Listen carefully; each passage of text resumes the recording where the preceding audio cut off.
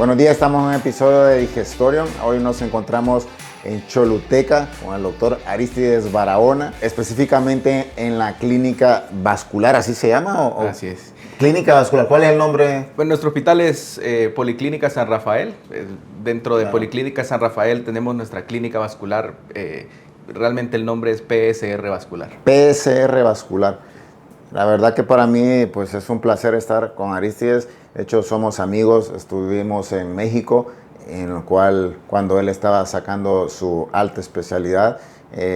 Bueno, para comentar y presentando a Aristides, es cirujano de aquí de la Autónoma de Honduras y posteriormente se fue al 20 de noviembre, que es un hospital pues de renombre en la Ciudad de México. Pero dime un poco más qué es lo que hiciste, cómo ha sido tu formación y por qué decidiste regresar a Choluteca, pues pudiendo estar en cualquier hospital, a pesar, bueno, obviamente que quieres desarrollar estas técnicas aquí, a donde sos, pues. Sí, pues como ya me conoce mucha gente, yo soy de aquí del sur, soy de Choluteca. Yo nací, crecí en el sur de Honduras, estudié medicina en la Universidad Autónoma y después de medicina general me gustó cirugía general. Cursé mi especialidad con bastante éxito y ya después de esto me enfoqué en la cirugía vascular. Para la cirugía vascular realmente se necesita una escuela de cirugía vascular que aporte tratamientos de primer mundo. Y por eso decidí ir al 20 de noviembre. El 20 de noviembre es un hospital que tiene una casuística bastante importante de enfermedades vasculares, una tecnología de última generación y pues todos los recursos para formar especialistas de la manera más correcta para nuestra vida cotidiana y para nuestra actualidad en medicina. Pero ¿cómo podría resumir para el público en general qué hace un cirujano vascular? ¿Cuáles son las enfermedades más frecuentes que tienes? No podemos hablar de todas las enfermedades, pero sí hay algunas. Sí. ¿O cómo lo podrías resumir? Pues los cirujanos vasculares básicamente nos dedicamos a tratar de manera quirúrgica y de manera médica todas las enfermedades que tienen que ver con la circulación de nuestra sangre en el cuerpo. Todas las enfermedades relacionadas con la circulación en las venas y con la circulación en las arterias. Y también nos dedicamos a ver enfermedades relacionadas con la circulación linfática. ¿De eso desde dónde? ¿Desde el cuello o...? Realmente desde el cuello hacia abajo. Desde el cuello hacia abajo hay hay ciertos lechos vasculares, le llamamos así porque son bien específicos para ciertas especialidades que se ven por otros especialistas. Por ejemplo, los neurólogos vasculares o los intervencionistas en neurología vascular ven la parte del cerebro. Por ejemplo, los cardiólogos ven el corazón. Los cardiólogos intervencionistas son quienes hacen las intervenciones de corazón. Los cirujanos cardiotorácicos operan corazón y pulmones específicamente, y pues el resto de la circulación lo vemos nosotros. O sea que la parte de la circulación del abdomen sí les corresponde a ustedes. Claro que sí. Que desde ahí tenemos cierta conexión con la parte de gastroenterología, porque hay, uno de los aparatos digestivos, por decirlo así, o sistemas digestivos pues más grandes, ¿no? Sí. Entonces toda la parte de la circulación venosa y arterial y linfática pues está relacionada. Pero como ven, de hecho la especialidad en cirugía vascular es amplia y hablar de todos los procedimientos o todas las enfermedades que ves es muy difícil. Sí. Pero la verdad que, bueno, ¿cómo fue eso de estar en el 20 de noviembre en un hospital con la casuística y los recursos? Y cómo estamos aquí en Choluteca, qué es lo que se está brindando, qué avances, qué hay aquí que no hay en otro lado del país, si lo hay, ¿no? Sí, claro.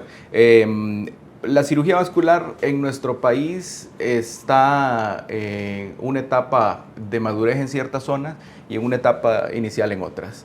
En otros países, como en México, realmente lo que vemos es que en hospitales de altas especialidades como el 20 de noviembre muchos pacientes se refieren porque no hay tratamiento en otras partes y funcionan como una salida para esa gente que no encuentra una solución. Y por eso es que la formación en especialistas ahí es bien importante, porque se dedica a resolver lo que nadie más puede resolver. Y en nuestra realidad aquí en Honduras, mucha gente nunca encuentra una solución. Lastimosamente somos muy pocos cirujanos vasculares en el país.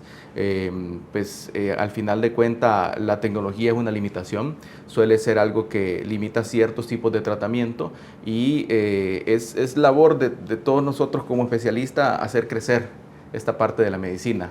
Es labor de todos nosotros reconocer cuáles son las limitaciones pues, de nuestro medio para poder hacer un cambio y para poder tomar las mejores decisiones para el paciente.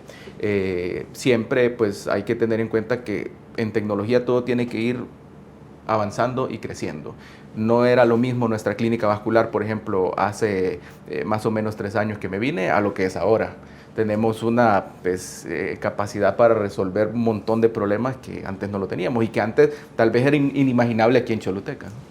Te tocó a vos pues invertir, traer equipo claro, para poder desarrollarlo. De hecho, pues una de las enfermedades más frecuentes y que nos gustaría que nos enfocáramos es en la parte de, bueno, uno lo habla como insuficiencia venosa profunda de miembros inferiores, que son las personas que tienen ya sea edema de los miembros inferiores, que se le ven pues las venas así saltadas, ingurgitadas, y que muchas veces los pacientes me dicen, no, que tiene varices esofágicas, y dicen, pero son como la de las piernas, y en cierta forma son similares, pues, pero ¿qué podemos decir de la insuficiencia venosa o cómo podríamos hablar mejor?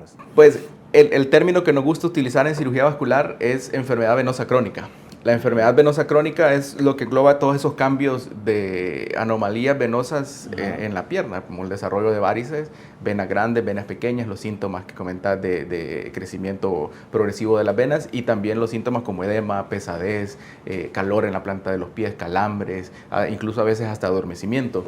Hay una diferencia en cuestión de fisiopatología, o sea, de cómo se desarrolla la enfermedad con las varices esofágicas. Al final de cuentas, las varices esofágicas son venas dilatadas que tienen riesgo a sangrar. Claro. Y las varices en las piernas también. Al final de cuentas, las hemorroides son venas dilatadas, pero de plexos hemorroidales, que tienen riesgo a sangrar también y riesgo de trombosis también, pero se desarrollan de una manera diferente. Conocemos que la enfermedad venosa crónica es propia de las piernas. Es una enfermedad que se limita a los miembros inferiores y que en ocasiones, y que no es lo más frecuente, puede presentarse de manera típica en ciertas, específicamente mujer, como varices inguinales, vulvares, glúteas.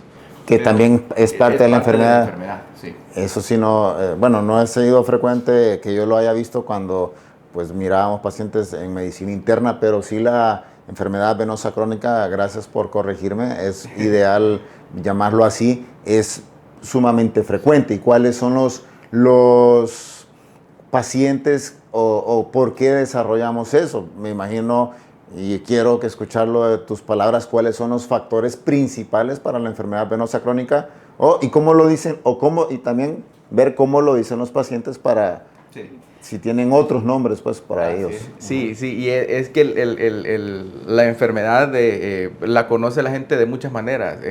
Tengo circulación, dicen, o solo dice tengo varices y realmente no son varices lo que tiene, o tengo hinchazón, o tengo retención de líquidos. Ese es un término bien común que usa la gente y realmente la parte de explicarle al paciente también es importante. Para empezar todo, hay que entender que como seres humanos, nosotros estamos diseñados para estar en movimiento. Entonces, mucho del factor de riesgo que hemos generado a lo largo de nuestra historia como especie nos han llevado a tener esta enfermedad. Nosotros estamos diseñados para estar en movimiento, somos una especie que pues estamos en bipedestación y somos un ser completamente erecto. Entonces nuestro cuerpo funciona como una columna de agua, que la gravedad en nuestro planeta hace que tenga la tendencia a venir hacia abajo.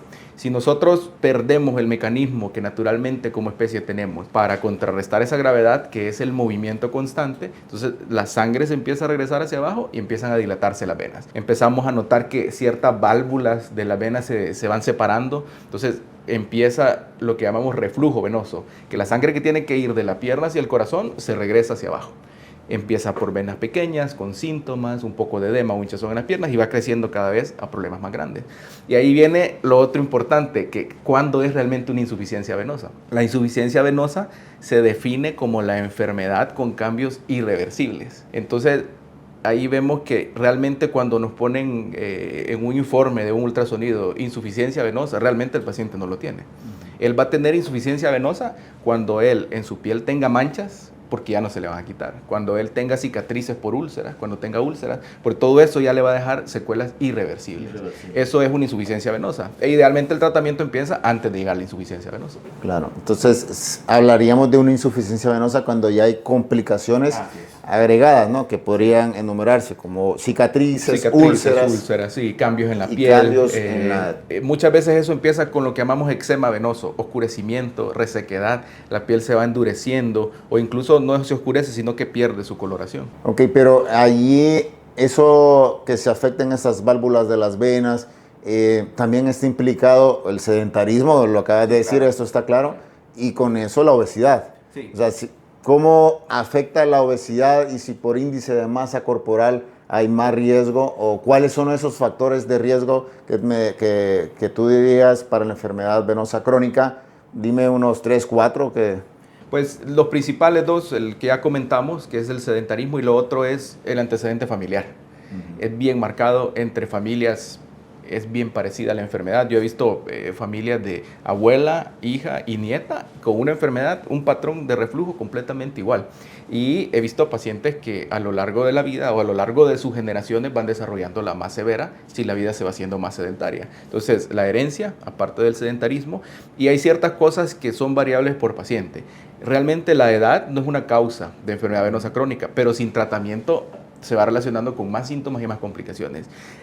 La obesidad realmente no es una causa, no está conocida como una causa concreta de enfermedad venosa crónica, pero sí se relaciona con más complicaciones.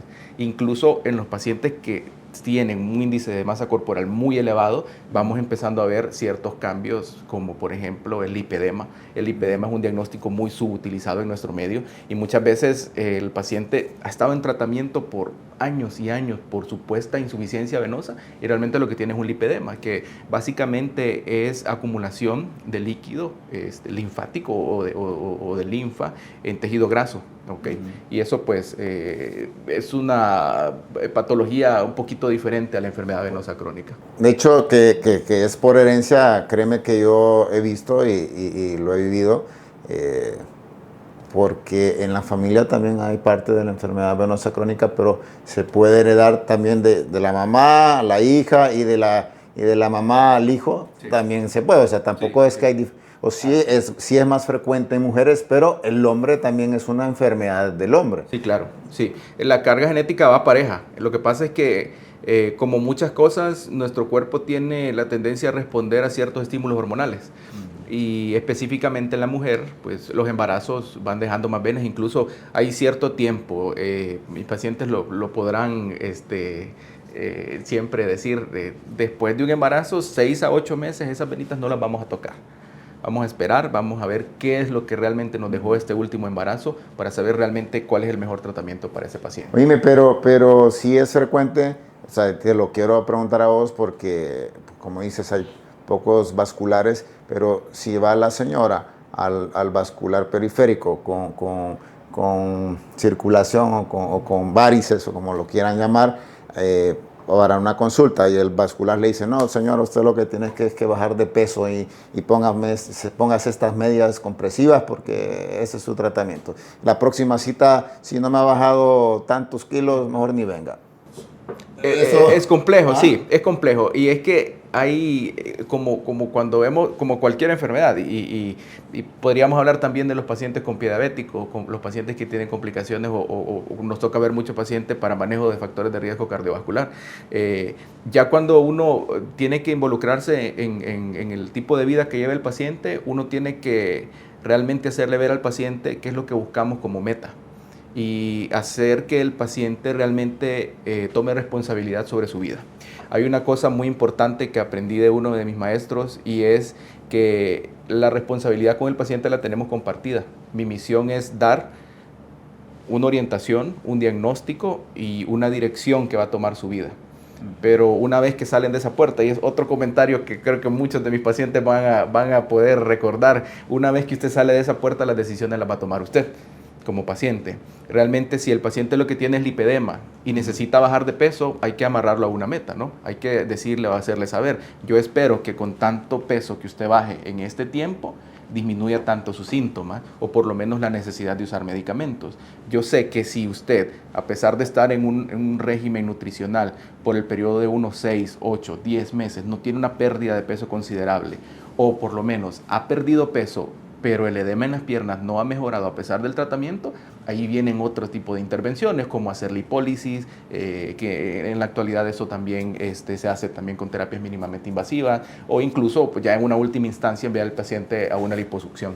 Okay, pero entonces aquí hay factores hereditarios, factores pues que de sedentarismo. ¿Hay algún factor dietético que te pueda llevar a tener más síntomas o empeorar la enfermedad? Hay varias cosas de la vida cotidiana. Me imagino, vos sos de Olancho y algo bien parecido que tenemos aquí en el sur es el consumo del sodio, la sal.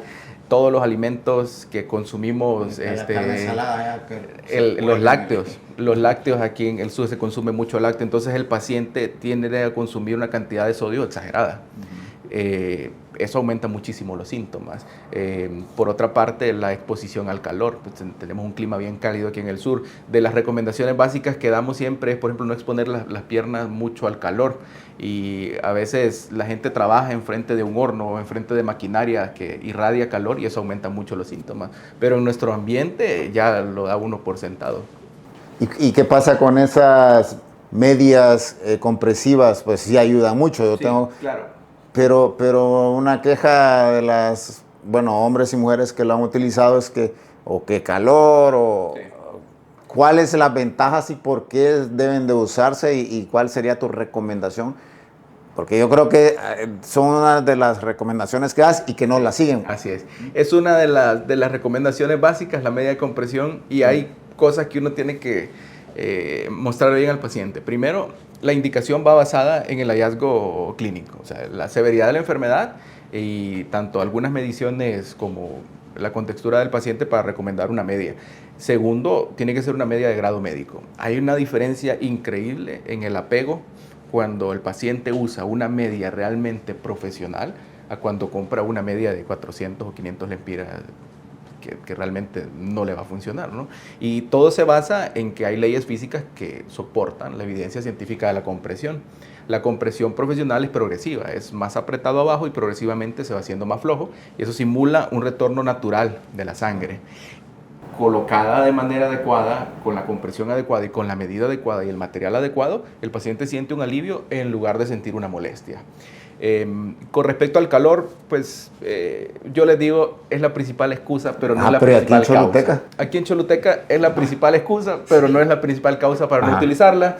Realmente los materiales que se utilizan actualmente son bastante cómodos para el calor, pues ya muchas marcas de medias profesionales tienen medias específicas para climas cálidos y realmente pues es más una cuestión cultural.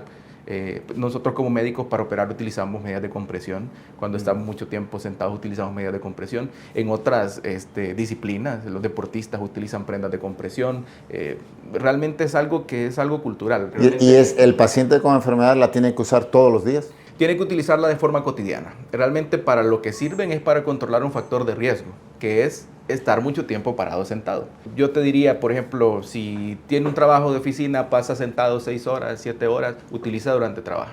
Ok, pero has visto, en los médicos es usual que estén en una guardia y que toda la noche se supone que no están dormidos, sino que están en movimiento. ¿En ese caso también se utilizan las venas? Sí. Las vendas, ¿no? Las medias de compresión sí les van a ayudar definitivamente. Incluso actualmente hay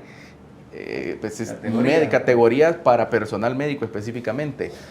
Es cierto que se pasa en actividad, pero no se pasa en actividad permanente. Recordemos que si un médico hace una guardia en un hospital y le toca ir a la emergencia, se va a tardar 3-5 minutos en llegar a la emergencia. En la emergencia va a estar media hora viendo al paciente, separado, o va a estar sentado. Si le toca hacer una urgencia o hacer una intervención de urgencia, va a estar 4 o 5 horas parado.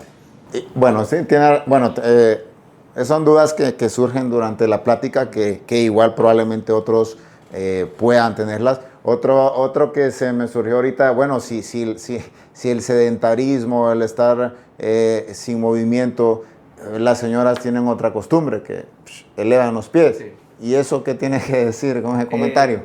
Está bien, hay ciertas cosas que conocemos como medidas de higiene venosa. Las medidas de higiene venosa son conductas que podemos adoptar en nuestra vida cotidiana para disminuir los síntomas o la severidad de estos. Sí, elevar un ratito las piernas al final del día ayuda bastante, así como también no exponer las piernas al calor, así también pues no comer mucho sodio como les comentaba, y pues hay ciertas cosas que hay que evitar. Por ejemplo, nunca se recomienda ¿qué te digo? Hacer cuestiones raras como colocar cosas debajo del colchón porque puede inestabilizar la cama. No es raro que un paciente que le han recomendado que se ponga cosas abajo de donde duerme tenga problemas de la columna porque queda como con posturas anormales, ¿no? Recordemos que para dormir tenemos que tener una postura adecuada.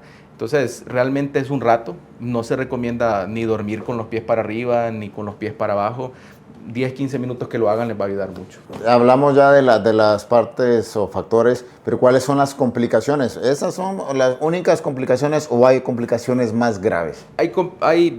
Las principales dos son que desarrollemos úlceras o cambios en la piel y que desarrollemos trombosis. Dentro de las complicaciones de las úlceras, pues la gran mayoría de las veces son complicaciones, por decirlo, locales de las piernas, que se abre la úlcera, progresivamente va creciendo. Así como va creciendo la úlcera, va creciendo todo el oscurecimiento. Y todo lo que vemos con cambios de eczema venoso, todo lo que se ve oscuro, eso tiene potencial para formarse una úlcera. Hay úlceras de medio centímetro, hay úlceras de 20 centímetros y que le dan toda la vuelta a la pierna. Hay úlceras en una pierna, hay úlceras grandísimas en las dos piernas. Y la trombosis venosa profunda también puede tener aún complicaciones. Así es, pues sí, más graves, ¿no? Inicia con trombosis de las varices y de las venas superficiales que se extiende a la trombosis venosa profunda. Ok, pero bueno, no podemos quedarnos ahí con bueno, no es el fin de la plática de hoy, pero hay tratamiento médico, que yo creo que eso no sé si sea importante decirlo o no, pero además de las medias y de hacer ejercicio y de perder peso, pues yo recuerdo pues, que en el internado me tocó hacer, bueno, yo no las hice, pero ayudar a hacer safenectomías, quitar toda la vena, eso tiene su indicación aún, o hay algunos pues avances tecnológicos que nos impidan hacer eso, pues.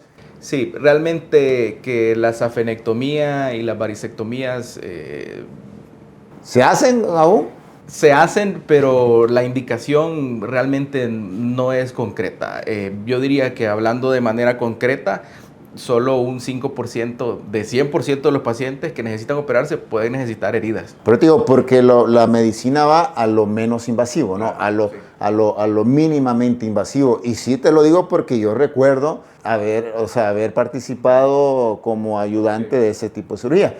En tu práctica médica te ha tocado hacer ya como vascular y en la parte privada dices el 5%, o sea, ¿sí te ha tocado una, dos por lo menos? Sí, para ser concreto, cirugía abierta de varices es para pacientes con trombosis o para venas que están demasiado adheridas en la piel. Todo lo demás se trata con láser. En la actualidad tenemos tecnología tan avanzada que podemos tener una safena mayor pegando los 2 centímetros y se va excelente con láser, siempre y cuando se utilice la longitud de onda adecuada, el tipo de fibra adecuada, y todo se puede resolver. La otra limitación de la cirugía abierta es que uno puede ir a buscar una vena, 2 venas, 3 venas con una cirugía abierta y hacer una flebectomía, una safenectomía, pero no se puede ir a abrir toda la pierna para quitar todas las varices, pero sí se pueden tratar todas las varices con láser. No, pero a la gente me imagino que le gusta desde que le dicen, no, la cirugía con láser queda bien, desde que le mencionas la palabra láser, pero... Reposo, pues, que salen del quirófano a la hora y media, andan caminando, si quieren el mismo día se van a la casa.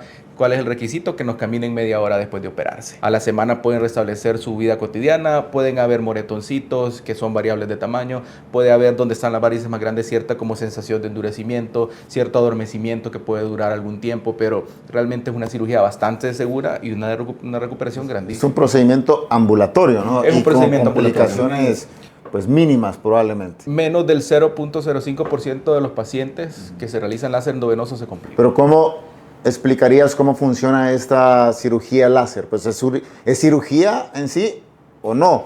Es una intervención mínimamente invasiva. Ajá. El láser endovenoso lo que hace es que a través de una punción se coloca lo que llamamos introductor vascular. Colocamos como un pequeño catéter a través del cual entra una fibra de láser especial en la vena.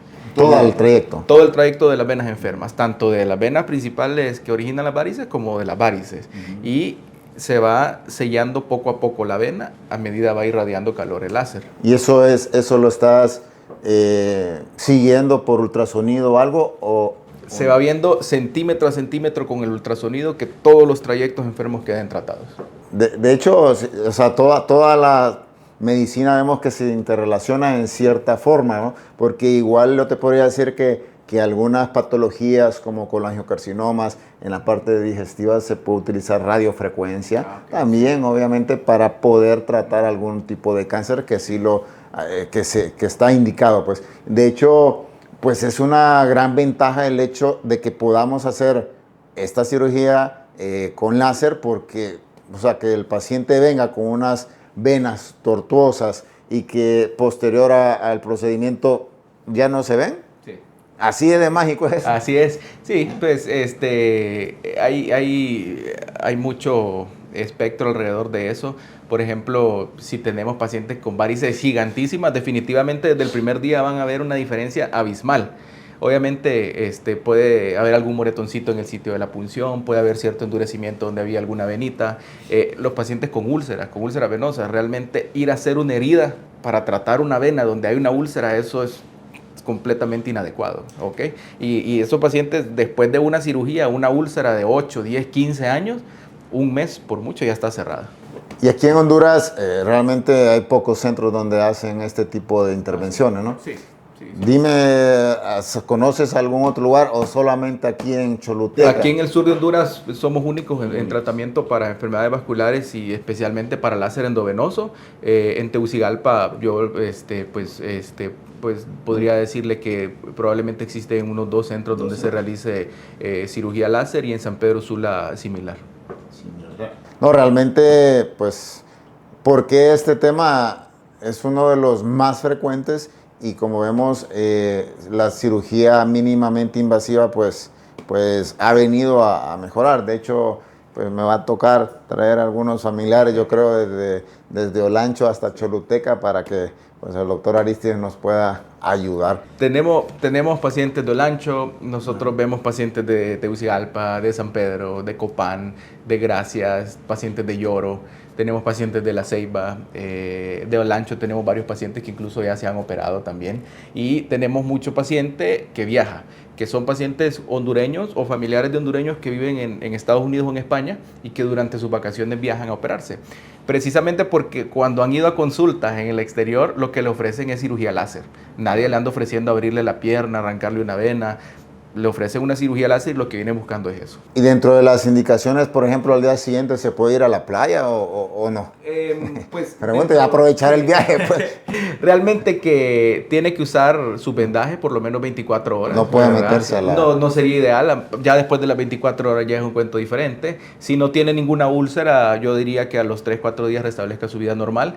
Hay pacientes, por ejemplo, hay pacientes que a los 4 o 5 días ya están en el gimnasio, andan en bicicleta, andan jugando fútbol y no hay pues necesidad de estar que no se va a mover de la cama. Incluso en la cirugía venosa ya no existe ese reposo como antes, que los tenían 40 días acostados en una cama, eso ya no existe. Ok, pero además de la safenectomía y la cirugía láser, también está la inyección, porque he visto, ¿y esa qué comentario tienes? ¿O qué es lo que se inyecta? Tiene sus indicaciones. Las varices, o sea, en general, las varices o las venas que están de más de 3 milímetros no suelen tener una respuesta muy concreta a las inyecciones. Incluso se relacionan con potencial trombosis al colocar escleroterapia, porque es una vena muy grande que no se va a lograr esclerosar, y más en nuestro medio, que en nuestro país solo se vende un tipo de concentración de esclerosante. Entonces, las venas grandes se operan. O sea, las varices que ya se ven abultadas debajo de la piel, las varices que se ven azules o que se ven que crean cierto relieve en la piel, esa se hace láser endovenoso. Y las venas de la piel, como las arañitas, esas cuestiones estéticas, se tratan con escleroterapia y con láser transdérmico. Y entre la inyección o escleroterapia y el láser transdérmico, ¿hay diferencia? ¿Cuál es mejor y cuál es peor? Tenemos la tendencia a hacer escleroterapia en las venitas que alimentan las venas de la piel y a hacer más láser transdérmico en las venas más pequeñas. Prácticamente inyectas muy poco. Muy poco. Bueno, incluso con la tecnología que tenemos ahora del láser ND-YAG, hay pacientes en los que se reduce 80 o hasta el 100% de las inyecciones que les pudimos haber puesto. No, realmente es un avance importante y creo que es una enfermedad súper frecuente. Diría yo que es una de las más frecuentes Sí. que puedes ver. Que sea la enfermedad más frecuente no significa que es lo único que se puede hacer, Sí, sí, porque, claro. porque uno como especialista en ciertas áreas tiene esos como, bueno, estamos hablando de insuficiencia venosa como comúnmente se ha conocido por los médicos, enfermedad venosa crónica que ya aprendimos. ¿Qué otro, o sea, que te apasiona a vos, qué procedimientos en un futuro cercano se pueden hacer? Enuméralo, pues, porque no es que vamos a hablar de esas enfermedades como tal, para que se formen una idea todo el campo que tiene que ver la cirugía vascular periférica. Pues hay ciertas cosas bien interesantes de la cirugía vascular y que se pueden explotar. Entonces, los médicos vasculares son venas, miembros inferiores, varices y ya, o hay otros. Hay muchísimo más, hay mucho más de la cirugía vascular. Por comentarte algo bien interesante, hacemos revascularizaciones bastante avanzadas aquí en el sur. Hemos tenido éxito bastante grande con revascularizaciones distales, lo que llamamos bypass para enfermedad arterial, que tradicionalmente se conocían como bypass aortofemorales o un bypass femoropopliteo. Tenemos casuística aquí en el sur de Honduras de bypass sin utilizar ningún injerto, utilizando su propia vena, que hemos restablecido circulación desde la ingle hasta el pie del paciente, con cirugías completamente exitosas. La revascularización o el manejo de la enfermedad arterial es algo bastante bonito, es algo en lo que hay bastante oportunidad de mejorar aquí en el sur de nuestro país y por pues algo como el pie diabético, que es bien común, ¿no? La principal causa de amputación en nuestro planeta es la diabetes. Entonces hay que abordar eso como se debe, de manera preventiva. El paciente que ya tiene pie diabético hay que tratarlo de manera activa y el paciente que tiene que revascularizarse hay que restablecer esa circulación. En ese sentido hay que entender para la gente que tiene un pie diabético que es mentira que con cremas, que con aceites, que con ungüentos va a restablecer la circulación. Es mentira que poniéndole ozono en una úlcera se va a restablecer la circulación. Se necesita hacer una revascularización. Es preservar, ¿no? Es restablecer la circulación de la pierna. Yo voy por preservar el miembro. Así es. O sea, porque, trágico una amputación. Sí, no, claro. Y pues el salvamento de extremidad tiene pues un espectro bien amplio de cosas, desde la prevención, de que el paciente cuando le diagnostican diabetes tiene que revisarse 1 o 2 veces al año sus presiones en los pies, y las velocidades también picosistólicas de las arterias que van a los pies, tanto como para cuando vamos avanzando ya tiene neuropatía, que es la principal causa de úlceras, y enfermedad arterial. Me imagino yo que es una cirugía que ustedes hacen, que es la amputación, pero la que no te gusta hacer. No, pues una amputación se considera un fracaso de muchas cosas, tanto del paciente lo considero un fracaso en su vida laboral, aunque realmente en la actualidad no debe ser considerado así, y pues como país nosotros debemos cada vez tener menos amputaciones. Lastimosamente todavía lo hacemos. ¿Y cuándo lo hacemos? Cuando el paciente llega muy tarde. Hay pacientes que ya tienen una isquemia irreversible. Hay pacientes que han llegado a tener una infección tan severa que si no se amputan en las próximas 24 horas van a fallecer. Y esos pacientes es una decisión pues trágica pero necesaria.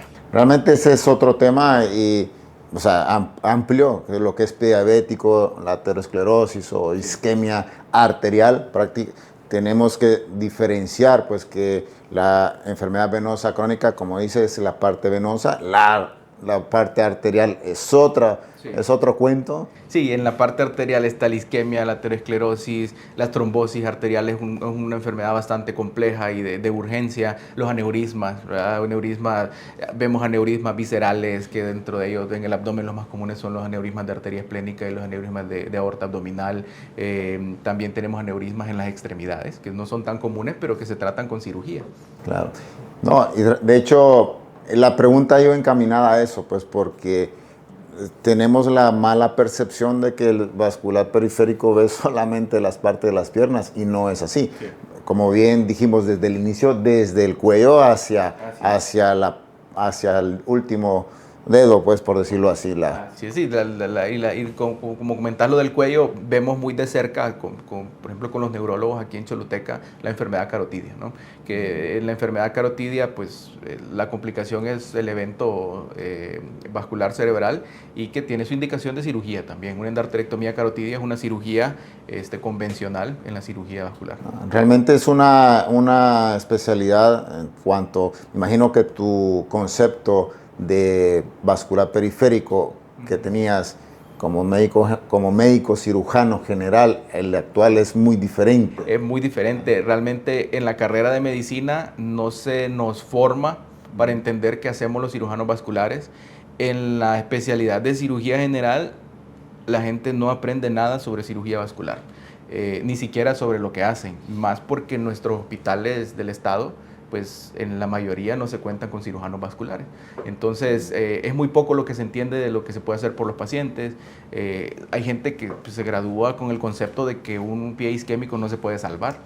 De hecho, ahí es donde viene lo importante pues, de este tipo de pláticas, pues el doctor Aristides también está presente ahí en las redes sociales, en Instagram, pues ahí yo lo veo que cada vez está más presente, poder llegar a ustedes con esta información pues del especialista, ¿no? Que muchas veces, como vemos, pues en el país que estamos, pues muy bonito y todo, pero hay ciertas deficiencias que tenemos que ir mejorando. Entonces, pues la verdad que para mí, Aristides, es un placer estar aquí en Choluteca, pues aquí en tu clínica, en tu hospital, y en tu consultorio. Sabemos que aquí tienes pues tecnología que en pocos lados del país hay. Así que se resuelve y evitamos complicaciones de estas enfermedades frecuentes que ninguno de nosotros estamos como quien dice ausentes o que nos pueda estamos exentos a tenerla, ¿no? Sí. Entonces no sé si quieras, bueno, mencionar pues cómo está en las redes sociales y cómo puede llegar aquí a la clínica y si tienes ahí algo, cómo facilitarle a la gente que te pueda ver. Sí, pues estamos en Choluteca, en el sur de Honduras. Actualmente somos referentes para tratamientos vasculares aquí y pues pueden encontrarnos en nuestro hospital es Policlínica San Rafael. Al entrar a Policlínica San Rafael, buscar la clínica vascular. Estamos en redes sociales, en Instagram nos encuentran como cirugiavascular.hn, en Facebook nos encuentran como PSR Vascular y nuestra página web www.cirugiavascular.hn. Ahí pueden encontrar información extensa sobre todas las enfermedades vasculares que tratamos, sobre los tratamientos de primer mundo que tenemos. Pueden contactarnos al 93 30 7703. Se les va a dar una atención bastante cálida, bastante amena. Les vamos a intentar resolver su problema de la manera más pronta posible. Se van a dar cuenta que el manejo de las enfermedades vasculares depende también de tener un equipo bastante pues orientado a lo que hacemos. Nuestro equipo actualmente está bien capacitado desde nuestros instrumentistas, nuestros enfermeros. Tenemos un anestesiólogo que está dedicado también a este tipo de procedimientos y pues todo el personal de enfermería ya sabe el manejo de los pacientes vasculares en nuestro hospital. Se dan cuenta que es un equipo y es algo integral, no es de una sola persona, pero sí es necesario pues tener alguien que dirija esto y tener alguien que sepa que el tratamiento de primer mundo se puede utilizar en nuestro país, que nuestra población puede tener acceso a tecnología realmente efectiva y realmente actual en comparación con otras partes del mundo, y pues que eso ya lo tenemos aquí en nuestro país. En Choluteca. En Choluteca. Está bueno. Bueno, les agradezco mucho que estén presentes en este episodio de Digestorium. De hecho, pues estamos tratando otras enfermedades. El principal objetivo es que llegue información para que ustedes puedan tomar conciencia para ustedes o sus familiares de algunas enfermedades frecuentes. Y pues en este caso con el doctor Aristides enfocamos en una enfermedad común que es la enfermedad venosa crónica, que estoy seguro que conocen más de algún familiar con esto o en la casa. Así que los invito a que le puedan dar suscripción al canal y que podamos continuar haciendo episodios como este.